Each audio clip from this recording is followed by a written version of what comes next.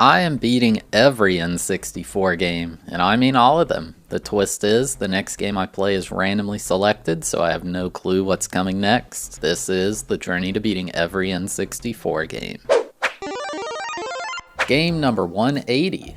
Doraemon 2 Nobita to Hikari no Shinden, or Nobita and the Temple of Light. Released exclusively in Japan in 1998, this game was developed and published by Epic Co. It's the second game in the series. We played Doraemon 1 all the way back at game 39. It was a pretty chill 3D platformer, kinda like the Mario 64 we have at home, you know? The language barrier was a bit of a problem, but I enjoyed it enough. Doraemon is very popular in Japan, so it's no surprise there were several video games trying to capitalize on the IP. I'm down to jump around some more. Let's get into it. The game just has a single player story mode, so that's what we'll be doing to beat this game. It opens with a cutscene showing Doraemon and all his friends riding some kind of platform through space. Doraemon seems to be getting annoyed with them all talking while he's trying to drive. Nobita pulls out some kind of red crystal and it shines and causes absolute pandemonium on the ship. Then it shows some archaeologists or something walking through a temple.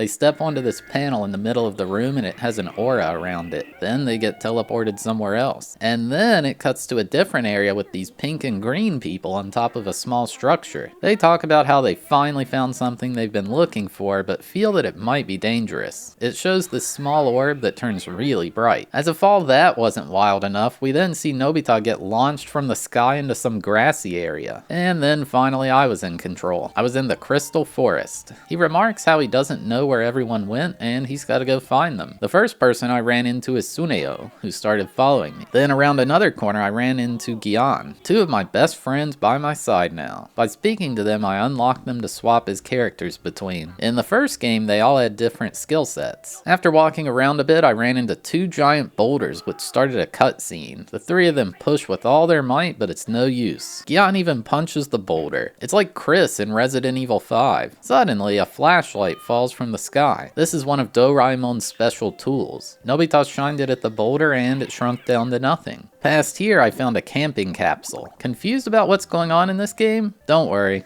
I am too. There sure are a lot of cutscenes in this. I walked some more and we ran into a red crystal. It's that same one we had riding in the time machine. They remark how it seems much brighter and vibrant than before. Nobita wants to take it, but the others think we should just leave it. Well, too bad, I'm in control. I'm grabbing it. My god, this intro is longer than a modern JRPG. There's a brief cutscene where we see a gray creature running away. There was a nearby cave with a huge crystal inside. They remark how it's giving off a feeling of warmth, just like the stone we had on the time machine. Basically, these things are save points. After nearly 20 minutes of nothingness, I made it to the Silvern Plains where we found Shizuka. Only Doraemon was missing now. She was with one of those two archaeologists and said her name was Kaoru Nagisawa. Kaoru said she believes she was brought to this place by a strange force, just like us. She's looking for her friend, says he has a beard and is kind of fat. She then tells us there's a village if we follow the road and we might find our friend Doraemon there. So I started walking.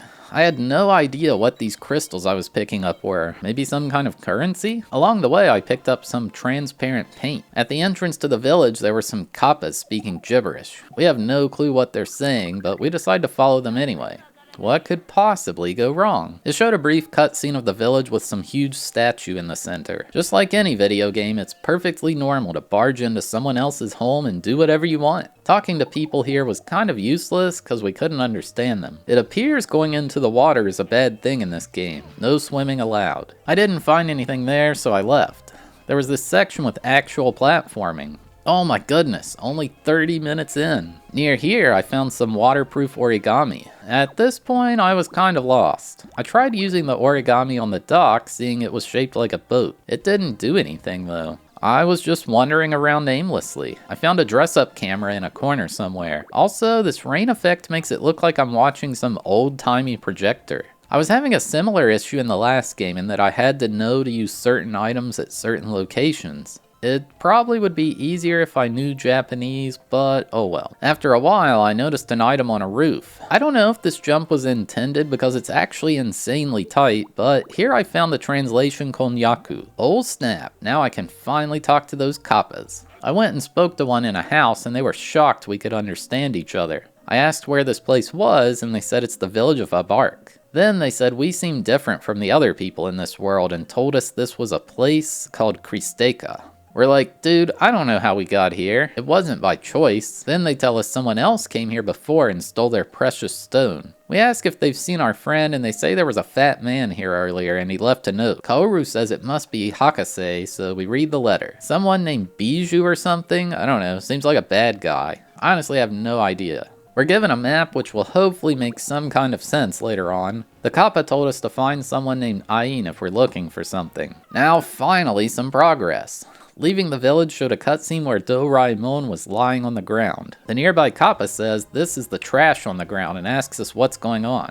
We say, hey buddy, that's our friend. Not cool, man. He then says he thought it was a doll because he found a similar one nearby. Apparently this is a mini Doraemon and can heal him somehow. Maybe it's in the show, I don't know. He does wake up and is very confused. Then he remembers Nobita using that gem in the time machine and says this is all his fault. We explain how we somehow went to a new world and we're trying to figure out what's going on, so we decide it's probably best to return to Kaoru in that house. Of course, I only knew that while making this video. At the time, I spammed through the earlier text, so I kinda missed what I needed to do. After 15 minutes of walking around, I stumbled upon it by accident. Kaoru asks us if we found her friend, but we sadly have not. However, we did manage to find Doraemon, so that's nice. She calls him cute. We ask her if she knows anything about this world, and the only thing she knows is it seems to get very cold at night and drain your energy. Also, it seems something bad is starting to happen here. We say, don't worry, Doraemon can save us. He has a time machine. But unfortunately, he has no idea where it is after the crash. Not only that, all his gadgets from his pocket were scattered all over the world. Yeah, so there's this weird thing where Doraemon has like a multi-dimensional pocket that he can store superpower gadgets in or something like that. I guess I need to read the manga to fully get it. Kaoru talks about how there's some delicious fruit nearby, so maybe that's what's next.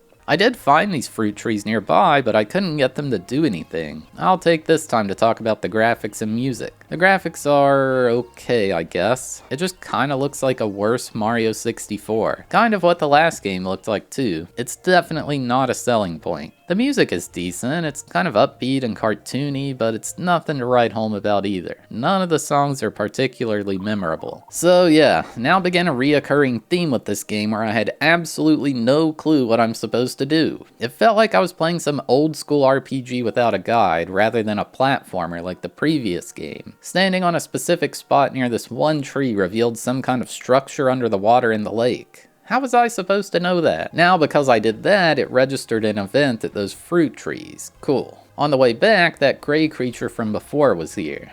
We say we can hear a voice inside our minds. The creature says its name is Golmi. It's using this creature as a vessel to speak to us through our minds. Apparently that red crystal we found is called the Hikari crystal, and it's the most important artifact in the world of Kristeka. So basically we were joyriding through space-time and Nobita stole this crystal along the way. Now this world is going to disappear unless we return it to a temple. Of course, this dude has no idea where the temple is. He does give a hint saying we need to find 3 obelisks. Oh my god, there's way too much dialogue in this game. He then tells us we can increase the power of the crystal by finding fragments scattered across Kristeka. Yeah, just let me play. Well, too bad, there's another cutscene. It's that pink and green person from before. They notice that we have their crystal and say we need to give it back. Oh boy, now even more dialogue. Dude, this is even worse than Super Robot Wars. 10 minutes of painstakingly image translating dialogue just to say they found the same crystal in a temple and that creature took it from them. I guess that's how we ended up with it in the time machine. They say it's theirs and we say we gotta return it. Ultimately, we decide to keep it and look for the temple. They wouldn't let us pass, so I used a time freeze to sneak past them. They then have some dialogue about how they remember seeing a cat nearby, but oh well, they go somewhere else. Back in the village now, and there were 2 new Kappas inside. They said they saw 2 people who stole the crystal, so we asked where, and they said somewhere near Silvern. Hopefully I can find it. When I left, it showed those 2 from before on a ledge. We learned the pink one's name is Mina and the green one's name is Pune. For some reason, Pune has a gun and says he needs it to protect her, and she gets mad. Great character development here. I walked up to them very not stealth-like and it warned me I had to approach unnoticed. This looks like a job for the invisible paint. With that, I could steal their red gem thing no problem. The paint immediately wore off though, and they started chasing us. It literally shows them chasing us for an entire minute. Why does it go that long? I returned the gem to the village, and it took 10 trillion lines of dialogue to say we should keep it instead because it seems like we're destined for it. Okay, thanks. Going back in the house now, we finally found Hakase there waiting for us. So talking to Hakase, he's happy to be reunited with Kaoru, and we introduce ourselves. He says he's seen these strange obelisks with some text on them, almost like a riddle. Ah, great, that's just what I need. A riddle in a language I don't understand. I made my way outside where I found one of the obelisks. A text box popped up briefly saying a switch had turned on. Of course, at the time of playing, I had no idea what that said. Hakase said we needed to find 4 stones of water. I made my way to the second obelisk.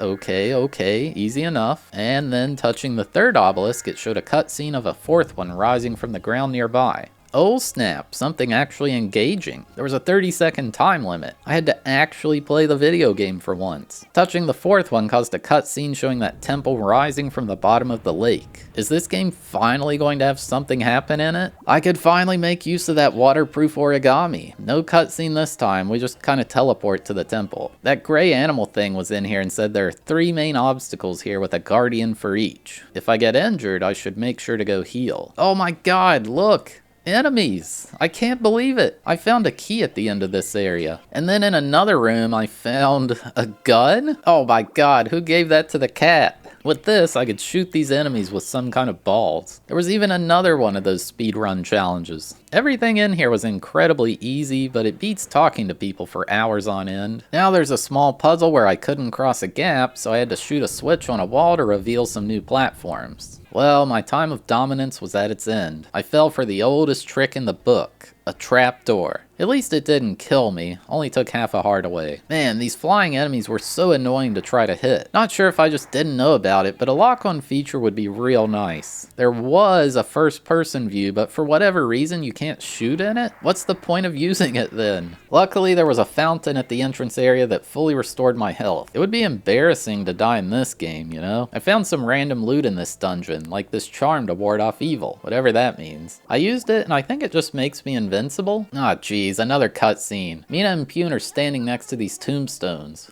Pune knocks one of them over, just some casual vandalism. Oh god, the tombstones are attacking me with swords now. I found some kind of club item, maybe a weapon? I don't know, I actually never got to use it. Now I was in this big room with a crystal in the center. Some crystals along the walls were trying to zap me with energy. So there are these buttons with symbols all over the place. I was supposed to remember the order of them from earlier, but well, I forgot. If you get it wrong, it plays this super loud noise. Anyway, doing it correctly extends a bridge to the platform with the crystal. Trying to grab it caused the temple to attack. The platform spins around and shoots fire at us. The flashing rainbow bar at the bottom is its health. I really had no idea what to do here. I tried spam shooting it, but nothing was happening. It was easy to avoid damage, but I didn't know how to deal damage. It turned out I had to jump and shoot the shield around the crystal. Feel like that could have been indicated a bit better. I'd taken down the shield and was able to grab it. It just teleports you out once you do. Basically, there's a bunch of dialogue about how we found one of 3 crystals, so we need to find the other 2 temples. Hakase mentions how he heard something about a mushroom that grows in specific conditions. Well, that was a brief moment of slight fun. Back to being lost again. I eventually found some mushrooms, which seemed like the right place. Doraemon mentioned something about how there should be a ladder here. Off to the right was a broken ladder, which caused a cutscene with Mina and Pune. They said how unfortunate it is that the ladder's broken and how they'd love to help, but they're busy. So this is a weird mechanic where in the top right there's these seemingly random symbols. Apparently the mushrooms only grow on the tree day, indicated by the symbol. So now I was able to platform my way to the top. We found some kind of beans up there. There was a new guy here as well. He asked if we were looking for Brawny Village. He says we can't go because some strange people showed up and stole things from there. We said that he can trust us.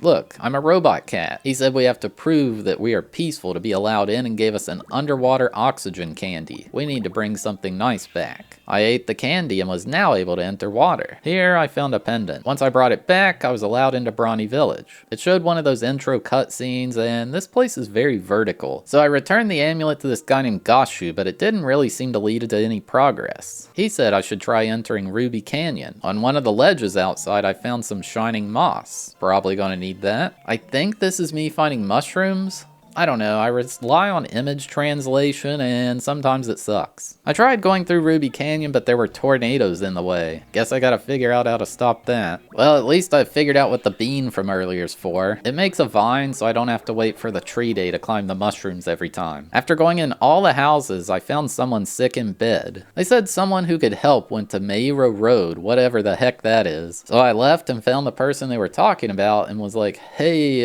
this dude's sick, come help. So I went back and they said they were looking for a flower to try to make the person in bed feel better. We needed a key, which we got from the guy we brought the amulet to. Now going through the gate, there was a maze. Just like a straight up maze. Sure, at least it's different. Only took a few minutes, but I found the flower they were looking for. I manually walked all the way back and brought them the flower. Now that I'd helped them, they said they could help us get through Ruby Canyon. Basically, I needed to go to bed until there was a tornado symbol in the top right. I went back on the wind day, but it was no use. Hakase is here and he says we need to be faster than an Olympic athlete to make it past here. Apparently, someone in the village said they had some special wind shoes, so now I gotta fetch those. This entire game is just one never-ending fetch quest. I found the guy with the shoes, and wouldn't you know it, he won't give them up unless I fix his kite. Doraemon apparently has a time machine cloth, but it's lost, so we're out of luck. Nobita offers to go get some kind of thing nearby to try to fix it. I don't know, it's hard to follow.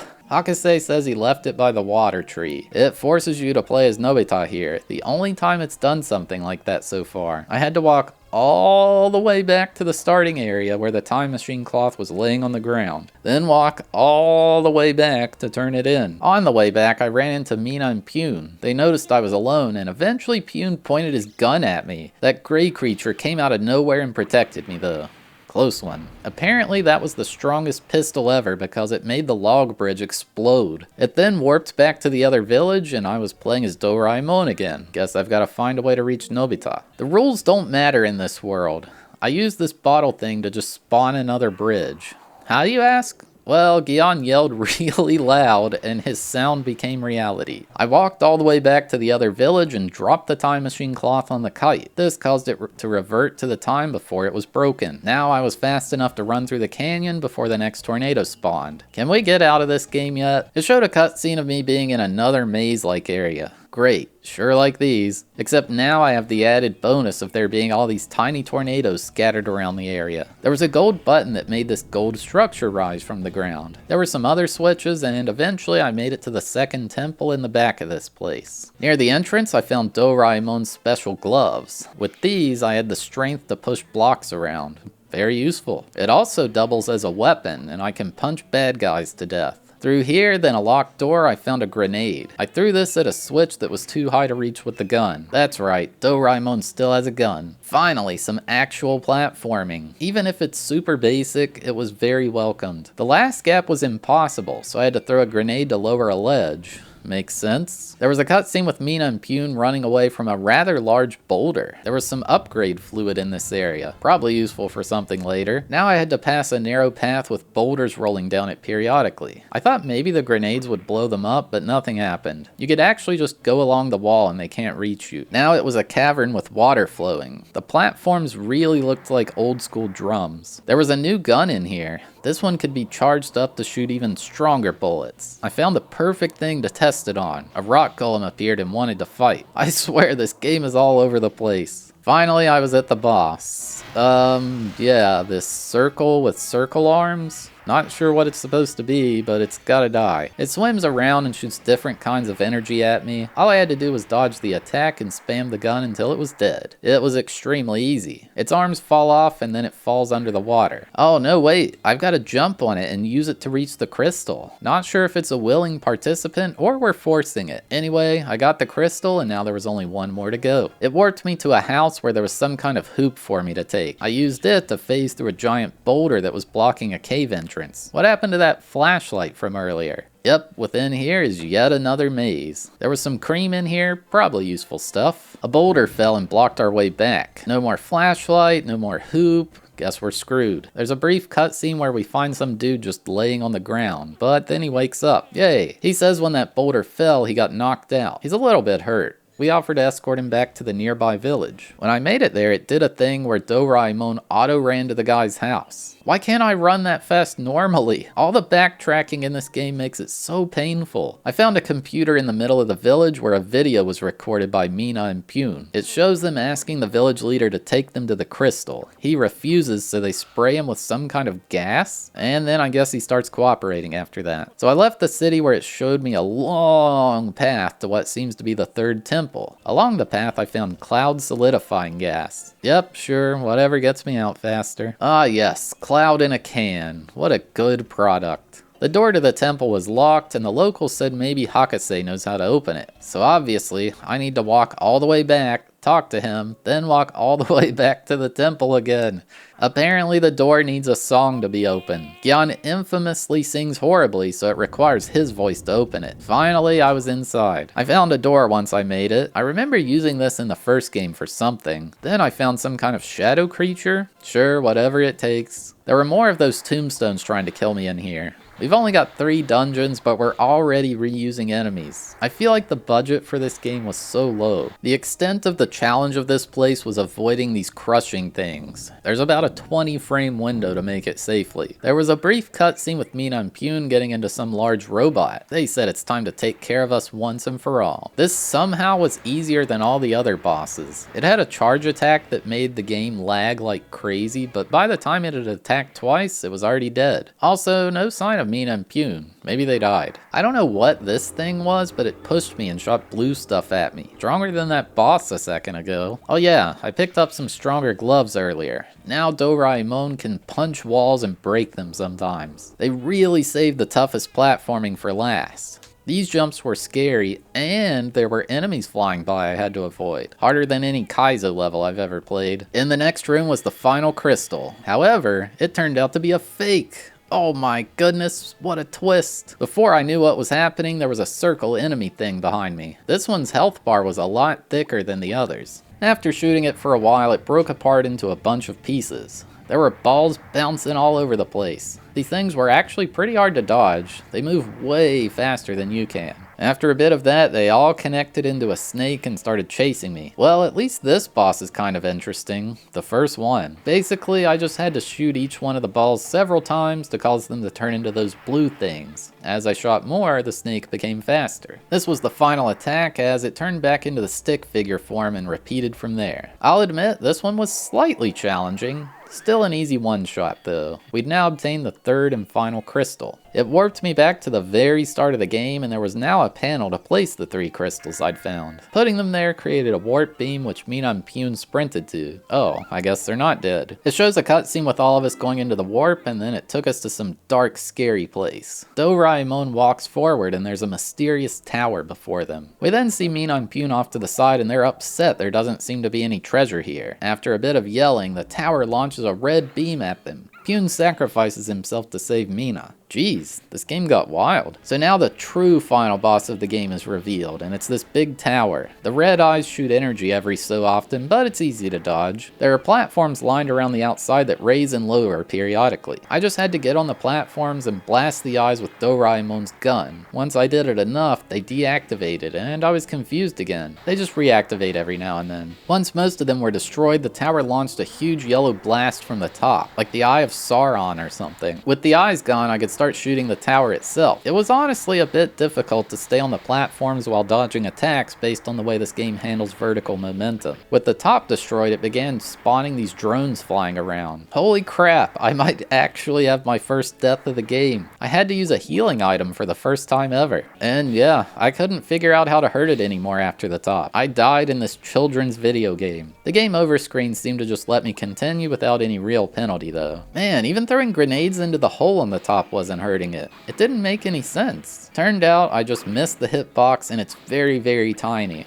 Alright, only the base to go. Now there are these white orbs floating around the tower, and they are fast. So fast, in fact, that it's impossible to dodge their attacks. I mean, Doraemon just moves way too slow. What the heck, man? I died yet again, and now I tried running through the orbs and punching the tower. This was the answer. Finally, it was completely destroyed. We get a cutscene where Mina is in disbelief that Pune is dead. She forced him to come along to get a crystal, and it's all her fault. That gray creature shows up and uses some kind of magic to revive him, so it's all good again. Then there's some huge white light in the center of the room. We all get warped to some other temple, and the gray creature is now a complete Chad. Super muscular. He says this is the Temple of Light, and we just need to return the crystal that was initially taken from here to save the world. Apparently this guy was hiding our time machine until we saved it. I guess this is kind of all our fault though. It shows some cutscene with us flying over an island, presumably where the Temple of Light was. Then a portal opens up so we can go back to our time. The ending is just some egg things playing instruments, and it says end in big text. No credits. What the heck? Oh well.